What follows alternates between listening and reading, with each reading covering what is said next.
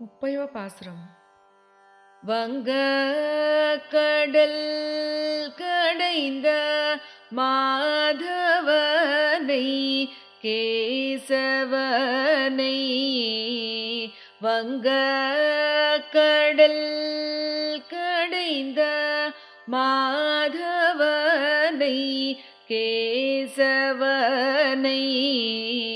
திங்கள் திரு முகத்து சேயிழையா சேந்திரேஞ்சி அங்க பறை கொண்ட ஆற்றை அணி புதுவை அங்க பறை கொண்ட ஆற்றை அணி புதுவை பைங்கமல தன் தெரியல் பட்டர்பிரான் கோதை சொன்ன சங்க தமிழ் மாலை மூப்பதும் தப்பாமே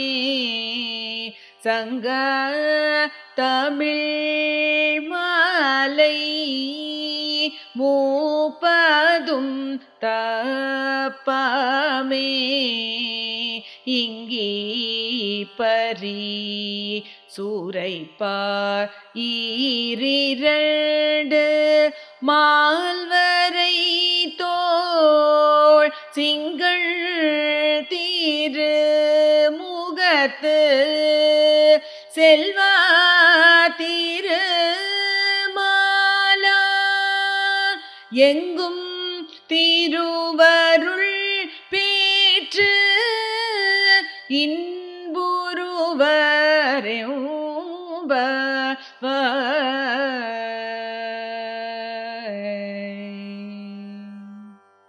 ధనుర్మాసంలో నేడు 30వ రోజు.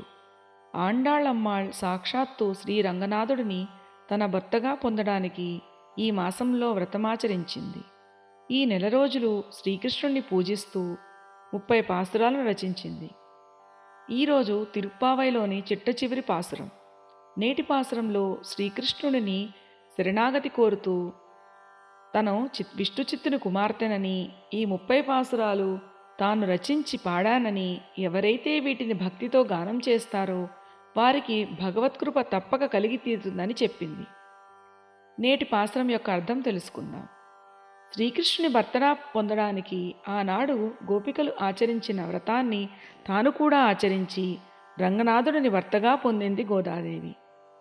ఓడలతో నిండియున్న క్షీరసముద్రాన్ని మథించి లక్ష్మీదేవిని పొందిన శ్రీ మహావిష్ణువు బ్రహ్మ రుద్రులకు కూడా నిర్వాహకుడైన వాడివి. ఆనాడు రేపల్లెలో చంద్రముఖులగు వారును విలక్షణాభరణములను దాల్చిన వారును అగు గోపికలు చేరి మంగళము పాడి పరా అను వాద్యము లోకుల కోసం భవదాస్యాన్ని తమ కోసం పొందారు.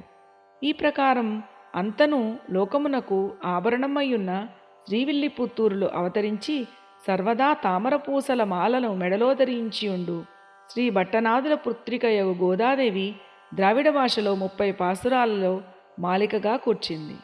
ఎవరైతే ఈ 30 పాసురాలను క్రమము తప్పక చదువుతారో వారు ఆనాడు గోపికల శ్రీకృష్ణుణ్ణి పొందిన ఫలమును, గోదాదేవి వ్రతం ఆచరించి పొందిన ఫలము పొందుతారు. కేవలము అధ్యయనము చేయుట చేతనే పుండరీకాక్షుడును, పర్వత శిఖరముల వంటి బాహుశిరస్సులు గలవాడును, శ్రీవల్లభుడును, చతుర్భుజుడును అగు శ్రీమన్నారాయణుడే వారికి సర్వత్రా సర్వదా ఆనందమును ప్రసాదించును.